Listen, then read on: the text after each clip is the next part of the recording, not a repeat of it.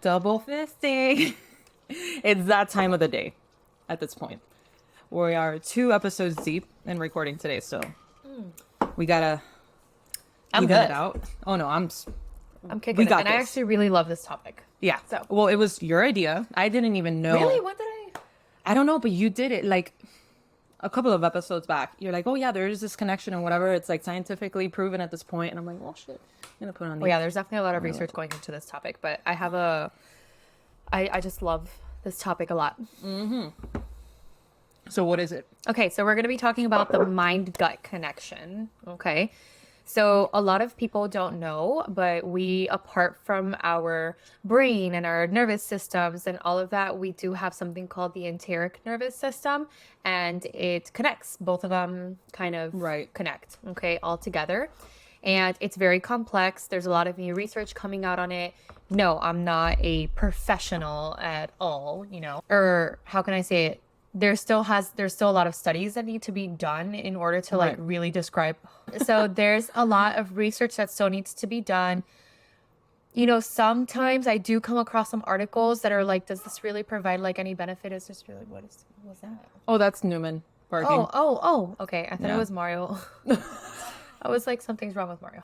Yeah. Okay. If Mario's something like that. I know. I'd be like, yeah, somebody's dying. Yeah, exactly.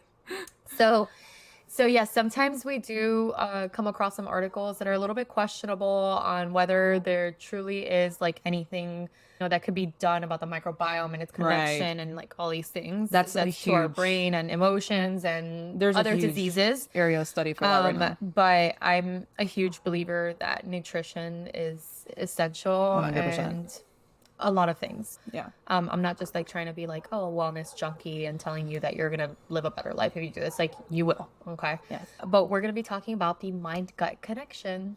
It was very interesting. When I dove into this for research, I was like, wow, there's a lot going into this. Yeah, it's very interesting. And honestly, it's very promising. I feel like it's one of those fields in medicine that I think the more that people read about it, the more people understand, the more people are open to kind of maybe altering something in their daily lifestyle that could benefit them. Yeah. And in essence, what we're going to conclude in this, but I'm just going to say it from now because we are going to conclude in it. And it's kind of like what the whole basis of this topic is that you are what you eat. Yeah. And we're going to explain why. Yeah. All the different reasons of why that's real. Yeah. So go right ahead. All right, so the mind-gut connection, it's a term used to describe the physical and chemical interactions between the brain and the digestive system. So kind of what I already said before, it involves the enteric nervous system, which is a network of more than 100 million nerve cells that can line the gastrointestinal tract. So basically, the whole entire gastrointestinal tract, it starts from the mouth all the way down to the esophagus, stomach, small intestine, large intestine, colon, all of that. Huge. Okay. So it lines all of that.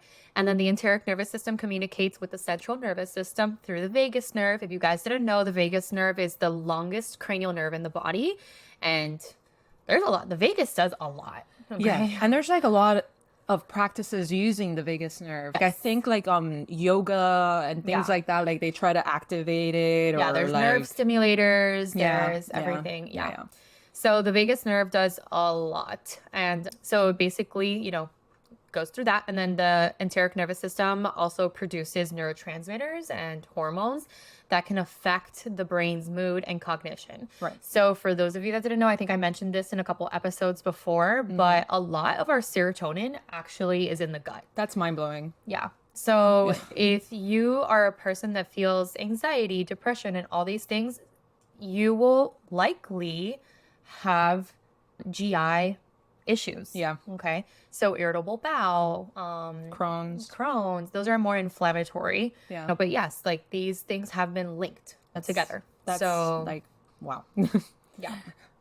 And sometimes I feel like that's why some medications can also give you like these GI symptoms as well. So yeah. Well, the first one that comes into mind is antibiotics, but that one's like kind of like. Yeah, the antibiotics is more because of the bacteria that we have. Right. So remember, antibiotics don't know which is the bad bacteria and which is the good bacteria. It just obliterates obliterates everything. So then when you have that disbalance, or that unbalanced, I should say, not disbalanced. That's not a word. That when you have that unbalanced microbiome, then you can have issues with reabsorption and stuff. So your poop is more watery and you have diarrhea and it's disgusting. All the fun stuff, yeah. Yeah, and then things like C. diff. You can get C. diff from certain antibiotics or like overuse of antibiotics, anyways. So the gut-brain connection has been studied for a really long time, but its full extent and mechanisms are still being explored. It is huge. Yeah. Like the world of our gut and microbiome is just massive. And I think it's starting to get a lot of popularity now, and a lot of more research is going into it. And there really are a lot of things like showing connections. Like, for example, eczema. Yes, okay? I did hear about that. So kids have a lot of eczema, and we right now, most of the time, we associate eczema with atopic disorders. So maybe some allergies, maybe some reaction or contact dermatitis, something that your body is like irritant to your skin. If you have atopy, that's usually associated with asthma and allergies, like I said before. So then you can have atopic dermatitis. So it's like a form of that, just in a different way. But now there's a lot of studies showing that eczema can actually be linked to your gut health. So in kids' gut health. And I'm pretty sure that everyone can agree with me that the Western world's diet is not good. No. At all. No. Just the additives, the processed foods, like corn syrup. And everything. Everything out there. Yeah. That Sugars we're putting in everything. Our foods. Yeah. That we're putting in our foods and what we're giving our kids and stuff like that. And now they're coming out with research that there can be a link between eczema. Like we finally have an answer as to why things are happening. And it's more things that I can even educate parents on. Yeah. Because sometimes I get really frustrated parents that they're like, I don't know what to do with this eczema. I'm doing everything. I've eliminated all fragrances, alcohols, things with irritants and eczema foundation certified and all these things, but they still have eczema that it's probably improving, but not completely resolved, and they have no idea, like they want answers. And there's no other things, there's no other asthma, there's no allergies, there's no family history. So now I can say, hey, there's a lot of studies going into that. This could possibly be linked to the gut or gut health, and it gives us more depth to something that we probably didn't have a straightforward answer, like everything else in medicine, basically. Absolutely. And eczema has always been like such a topic of mystery. Yeah, and it's really frustrating. Oh yeah, 100%. Emar had eczema for like maybe year one, like before he was 1 year old. And my God. Like, terrible. It was awful. It was so, like you said, frustrating because you try all these things, you try the creams, you try all these things, and it's still a mystery. You're like, I don't know what else to do. You know?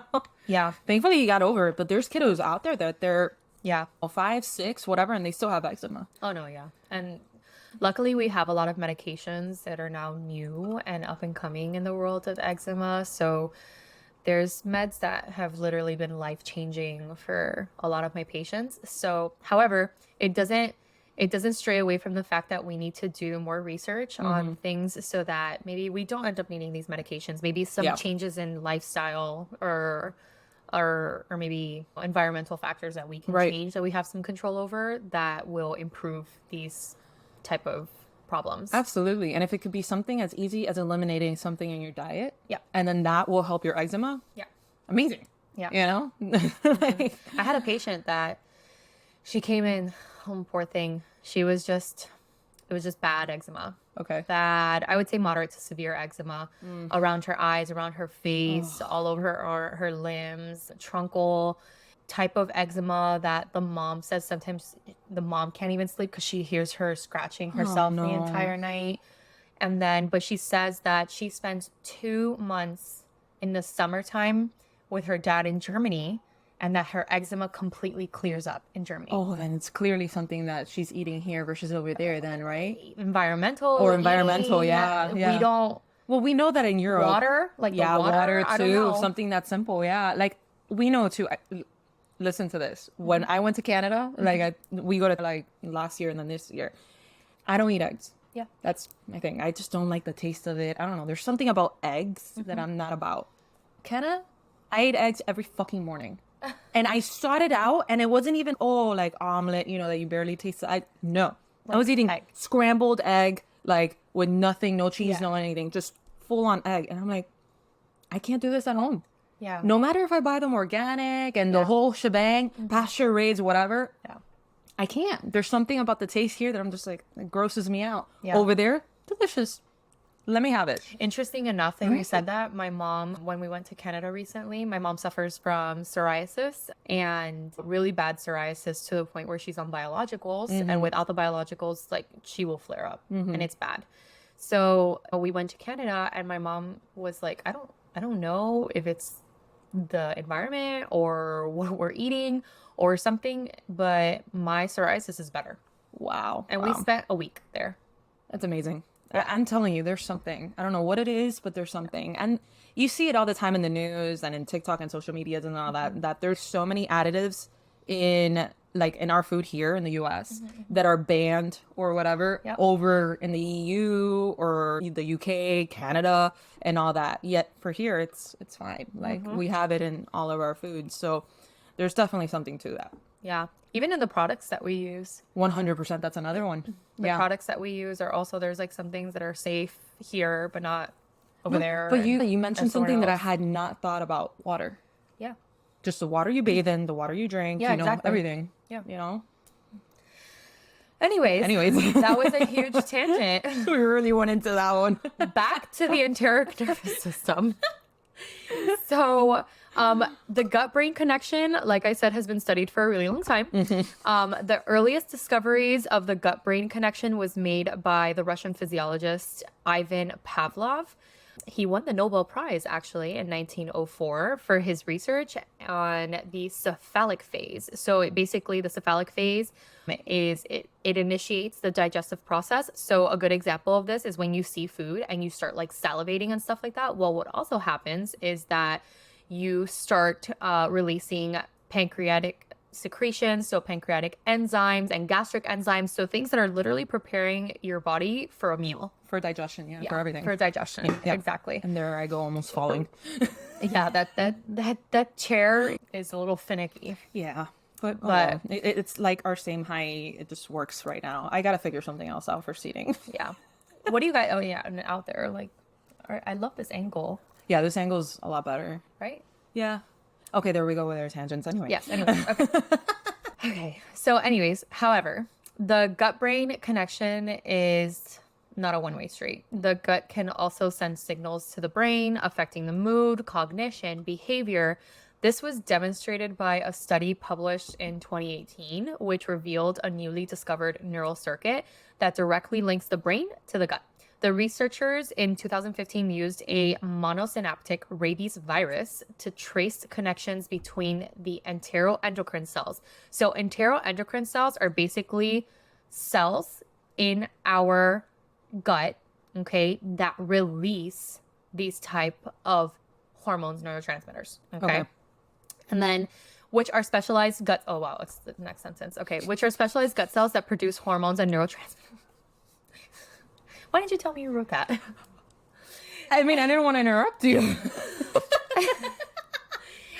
And I was like, no one's going to know what enteroendocrine cells are. I know, that's why I was like, well.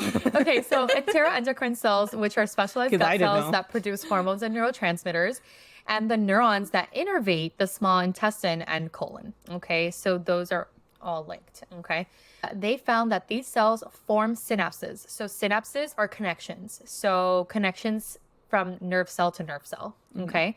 So synapses with the vagus nerve, which is the main conduit of communication between the gut and the brain. Okay. So this means that the gut can rapidly and selectively transmit information to the brain without involving any immune system or the bloodstream. So it's a direct connection to your brain. That's important. Yeah. And that's why it's like so, it influences so much. Yeah. You know, because if it's going to go straight there, like immediately then. Yeah. Damn. Okay. Me. Tired of hearing myself. Okay.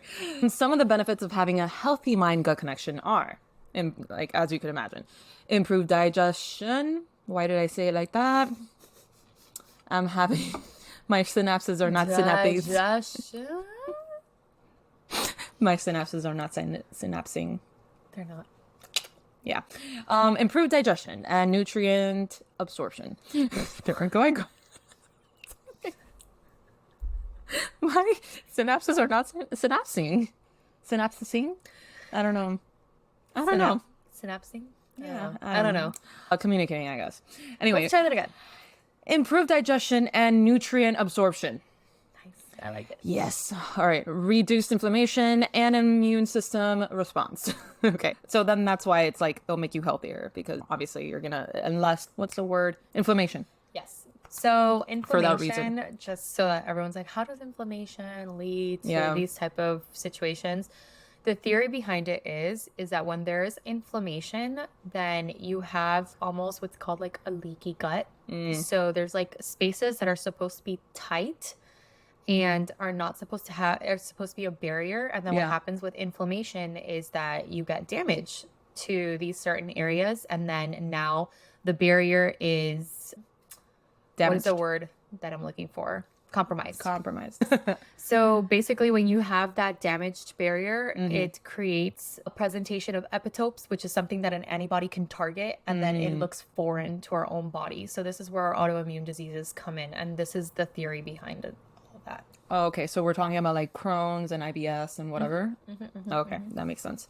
All right. So enhance mood and emotional stability. So that, I mean, come on, you know, we're always thinking about these days wellness and all that stuff. Like maybe if we work on our diet, that'll help out our overall wellness, which is our enhanced mood and emotional stability and all that stuff. So lower stress and anxiety levels, Yeah.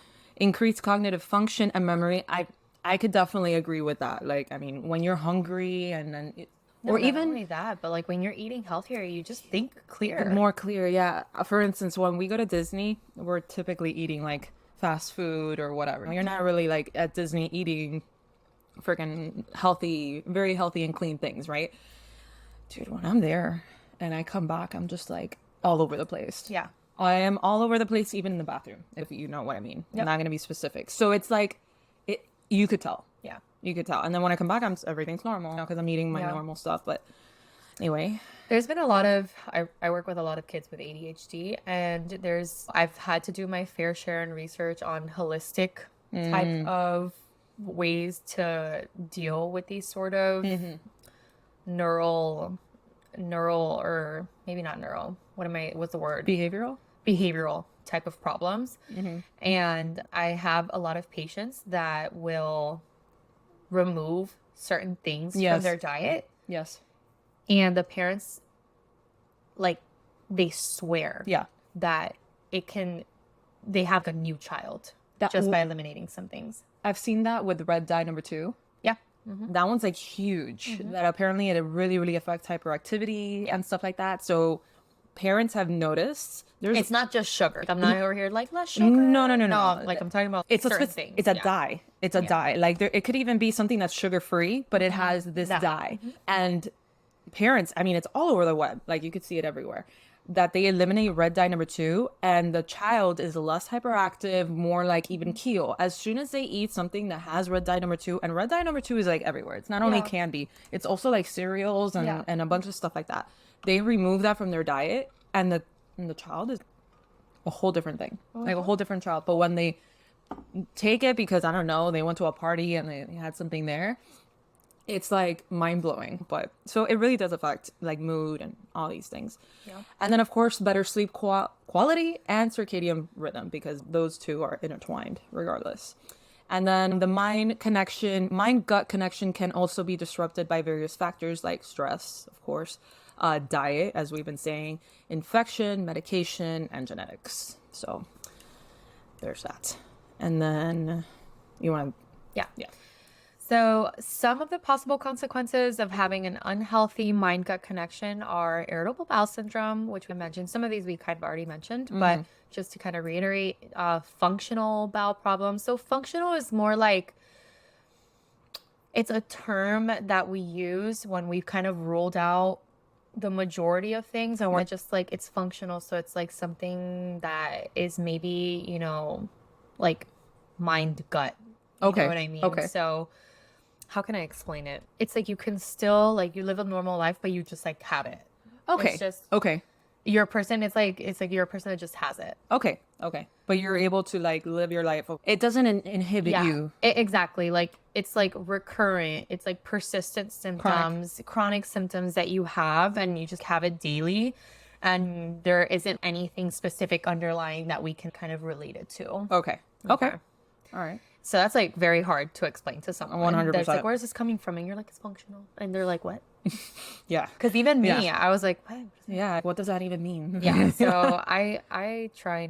Yes, I have given the diagnosis of functional abdominal pain, but I mean, you have to work that person up and make sure that they don't have anything before you're like, it's functional. you know? Right. Right. So, inflammatory bowel disease, food allergies is a huge one, food intolerances, obesity, diabetes, autism spectrum disorders, Parkinson's disease, Alzheimer's disease, anxiety, depression, and there's other mental disorders. Yeah. that There's a happen. slew of them. Like every day we're seeing more and more the mind gut connection to these mental illnesses in Yeah. essence, and how people are able to change their diet, and then that really transforms other things and other aspects of their mental health. Yeah, there's a ton of research, yeah. at least for Alzheimer's.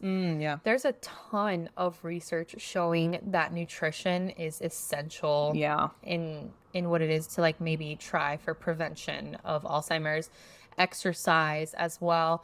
Have you ever read the book Genius Foods? No. Okay, so Genius Foods is by Max Lugavere. I think that's how you say his name. Okay. But he's a reporter. So his backstory is that he's a reporter and his mom was diagnosed with Alzheimer's and she unfortunately passed from Alzheimer's. And he basically dedicated himself on researching, working with physicians, working with researchers Right. and everything on where does this dementia come from, what can help, what not. And in his whole entire investigation, he found that a lot of these dementias come from foods, Wow. you know? Yeah. And not that the food literally causes dementia, it's just these type of processed foods and foods that maybe aren't antioxidants and stuff like that just don't help. So he made this book called Genius Foods. And the best part about this is when you read a research paper from a scientist, you're bored out of Yeah. your mind. Yeah. Because the language that they use, Just monotone and straight to the point. it's straight to the point. It's very scientific. Yeah. It's very hard to read. It's very hard to get through. It's hard to understand for the layman person. And it's very hard Yeah. to understand. Yeah. But because he's a reporter, okay, he wrote this book, and just the way that he communicates that information is just That's great. perfect. It's beautiful. It's so intriguing, and Yeah. you keep reading, and you're like, wow. He explains everything to a T. Wow. You know, and in the best way possible. Yeah. So highly recommend that book for anyone. He actually has his own podcast. Oh. Yeah, he has his own podcast, and it's called Genius Foods, and I listen to it all the time. Oh, that's awesome. But he will go food by food. What's inside the food? Why is it better for you? Why has it been linked to preventing dementia? Right. And all these things. It's fantastic. And his podcast is great too. And he also talks not about like his book there, but he talks about like other things in the world. Yeah. In his whole entire journey through Right. understanding Alzheimer's. Fantastic person. Wow. Okay. Yeah. So anyways, so all of these things are still being studied today. So some of the ways to optimize the mind-gut connection are eating a balanced and diverse diet that includes probiotics, prebiotics, fiber, antioxidants. Okay. A lot of people say, oh, I want to take probiotics and probiotics and probiotics, but prebiotics are also just as important. Yeah. It's like you need that for the probiotic. So what's a prebiotic? So prebiotic is like the before. So what you need in order to benefit from the probiotic. Oh, okay. Yeah. Okay. However, the research on probiotics is super wishy-washy. Really? Very wishy-washy.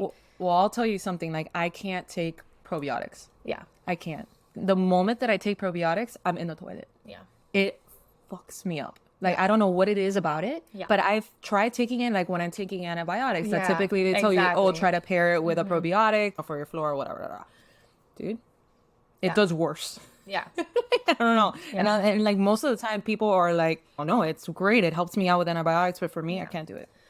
Yeah, and it's very wishy-washy. Interesting. Like a lot of people will say if you have like an acute gastroenteritis to take probiotics, there's the research shows that it doesn't make any difference in your diarrhea symptoms. So but again, we're talking about, first of all, these are cultures, right? So these are bacteria. Yeah. Okay. Yeah, you're ingesting You're bacteria. ingesting these bacteria. Yeah. But how much of that bacteria is still effective? You know? So this is where that wishy-washiness comes from. So I have no doubt that taking these sort of things, if they're 100% effective, will help you in some way. Right. But it's the way that it's ingested and absorbed Yeah. Yeah. might be a problem. And Eating- prebiotics is the same thing. It's like you're ingesting something that you might just completely digest and not get any benefit That's from. what I was gonna say. Our hydrochloric acid in our gut, Yeah. I mean, in our stomach, before getting to where Yeah. it's meant to get to, might just kill it. Might kill it. Yep. Yeah. 100%. So I don't know. That's just me though. Yeah. To me, something goes through my hydrochloric acid and Yeah. kills me. Yeah, I would say if you're gonna do like probiotics and prebiotics, then maybe you should eat things that have like live cultures in it. Like so yogurt? like yogurt, kimchi, Right. kombucha, Oh, yeah. those type of things. cannot- I hate kombucha. Oh. I hate kombucha. I've had it before and I don't mind the taste of it. Oh, I mind the taste of it a lot. I like it. I like that So I was working. that kimchi-ish type of sourness. Oh my god. Okay. So I was working at this job in New York when we were living in New York, right? And we lived in Brooklyn, and then I would travel into oh my god, what's the name of that area there? The Washington. Washington Square. That. So my job was right off of the Washington Square, right? And then right there, facing Washington Square, was a Whole Foods. And I was an office bitch at this job, right?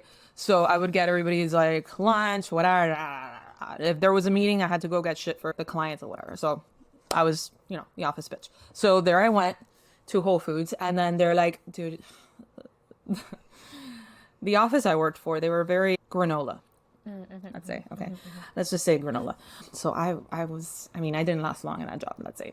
Anyway, so they were like, yeah, get us this, get us that. And one of them was kombucha. And then, dude, it was like, I don't know how many times they asked me for kombucha. I'm like, what the fuck is this that they keep on asking for? They love this shit in this office. What the hell is this? My Cuban ass had no idea what the hell that was. So, okay, there I go. And I'm like, I'm going to get an extra one for myself. Yeah. Let's see what this is.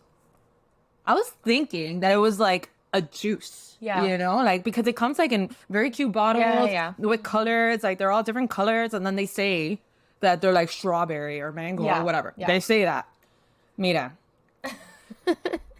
So there I was in my desk, and I open it up, and I think mine was supposed to be strawberry.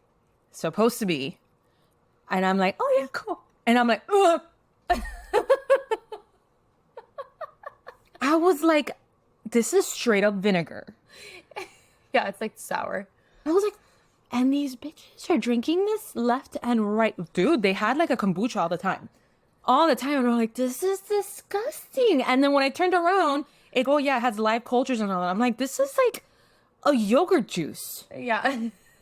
It's a yogurt juice. I was like, fuck right off for that. Like, this is disgusting. What's wrong with you people? How do you people think this is yummy? I kind of liked it. I just stopped though because I thought it was breaking me out. But Horrible. I'm telling you, like, I had a sip and I almost spit it out on my desk. And the worst part about it is that this was a very granola environment. So it's all like very open spaces. So it's like a big desk, and I'm sharing it with 4 or 5 people. And then there's another big desk and another 4 or 5 people and whatever. So I'm here and I'm like, and I'm like, if I spit this out, 1, it'll land on my computer, and 2, it'll probably land on my boss that is right across from me as I'm booking her fucking flights. flights también. Yeah, no, I did everything. I was the office bitch. I was like, this is the worst. I feel that I'm just Like work trips or was like- personal trips? both. Dude, both. I was. Oh my god, qué pena. I was her bitch. And I had to schedule her. She was moving her car from California to New York. I had to figure that shit out too. Yeah. Aye, girl. Did they at least pay you a Those lot? days, no. Hence why I left. I'm like, I think I'm smarter than this shit. Yeah. Bro, like Good for you. I was just like, I can't. This isn't even science related. And I don't like to give myself a lot. Like, I don't I'm not a doctor. Like, she's a doctor. She's a full ass doctor. Oh my God. Okay. I don't want to give myself a lot. I'm just a curious person. Okay. Yeah. That's just that's my shtick. My shtick is that I'm a curious person, and whatever. And I go off of that. But I was just like, it was mind numbing, because it was all about how let's market for these clients. And then I was like, all this, but there was one client that he was like insufferable. Oh. He was like all about like gym and wellness and super granola bullshit. And I'm here in these meetings because I'm like taking notes like for the meetings. And I'm just like, wrong. Are you telling your clients to eat this? And I'm just like, I can't. Like this. How did you quit? I sent a letter and I'm like, this is my 2-week notice. Yeah. Yeah. Oh, and it was a big. How could she do this to me? She made it like a huge stink and everything because, dude, I did everything for her. Yeah. And it was like right Well, before. you gave her 2 weeks. Yeah, and it was before the holidays because I was gonna come back here to Miami and spend 2 weeks here. So then I'm like, I'm not gonna go ahead and take 2 weeks off and then come back and quit. Yeah. You know, so I'm gonna go ahead and just do it now. No, yeah. And then if not, oh no, she was the type of person that she would email me like at 9, 10, 11 at night for all these things, and I'm just like, I'm not getting paid enough for this, bro. Yeah, no. I'm not. It was supposed to be a part-time. Never was it a part-time. I was there like all day, every day, whatever I could. But yeah, the things that I would hear, like these clients about all this, about wellness and all that, I'm just like, there's a lot of guys, just be careful with what you hear out there, especially on TikTok. She was just looking right now, which is part of this because it's the gut and people are ingesting this. Do not follow the trend on TikTok about drinking borax acid. Yeah. Don't do it. What is the obsession lately with Tide Pods? With eating? Yeah. That's what I'm saying. That? There's like something about detergents and washing and all these cleaning fluids that people just want to drink. No, please don't do that. Please don't. So I showed her a video on TikTok, which is a doctor that we follow on Funny Medicine Podcast. Look for us there on TikTok. And we follow him, and he's really good at debunking with science and facts on all these stupid trends. And one of them, and I didn't even know until he brought it up, was people are drinking boric acid like days. Like, oh yeah, I'm on day whatever of drinking it. And I was like, and they say, oh, because it's natural. Like he said, arsenic is also natural. Lead is also natural. Don't do it. Don't do it. So always be careful on what you hear on these trends. It was like me listening to this client in this meeting. I was like, and then there's people literally jump on, and I'm like, no, you literally kill roaches with boric acid. Don't do it. Don't do it. But we digressed. Anyway, so were you talking or was I talking? You were talking. Oh, I was. Okay. Avoiding processed foods, added sugars, and artificial sweeteners. For sure. I mean, we've all heard that processed foods, the more and more studies are being conducted on it, the worse we're finding out about it. Like, for instance, hot dogs. Like, horrific. Terrible. The stuff that's coming out on hot dogs. But what about Costco hot dogs? I'm just kidding. I just love them. I love cheese dogs. Oh, man. Oh, a good cheese dog. If you guys aren't watching on video, good. Thank God. Let's just say good. Managing stress and practicing relaxation techniques, okay? Getting enough sleep and exercise, for sure. Our last couple of episodes have been about that. Listening to your gut feelings and intuition. I mean, it is a mind-gut connection. Feel it. It's in your gut. Yeah. I mean, the mind-gut connection is a fascinating topic that has gained popularity in the recent years. Many social media users are interested in learning more about their gut, how it affects their brain, and vice versa.